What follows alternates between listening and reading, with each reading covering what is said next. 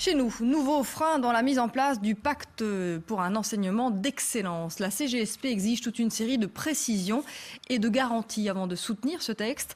Alors que lui reproche exactement le syndicat socialiste? C'est ce qu'on va voir avec Simon François et Gaëtan Lillon.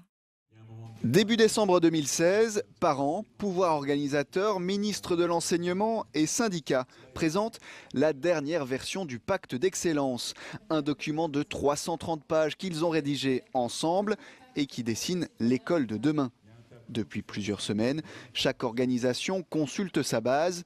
La CGSP, le syndicat socialiste, a décidé de rejeter le texte tant que certaines conditions ne sont pas remplies. C'est un pacte qui nous conduit jusqu'en 2030. À quel moment va-t-on prendre les mesures? Si on prend des mesures réductrices d'emploi l'année prochaine, nous ne serons pas d'accord avec le pacte d'excellence. Et les défauts? Vous avez les défauts aussi. L'emploi, c'est l'une des principales craintes de la CGSP. Le pacte prévoit par exemple la mise en place d'un tronc commun de la maternelle à la 3e secondaire. Une mesure qui pourrait avoir des répercussions, en particulier pour les enseignants des filières techniques et professionnelles, selon le syndicat. La 3e, qui est composée de 3 années, une 3e professionnelle, une 3e technique, une 3e générale, va être réduite à une seule année. Donc vous allez avoir des pertes d'emploi. Dans le qualifiant, une seule filière, des pertes d'emploi.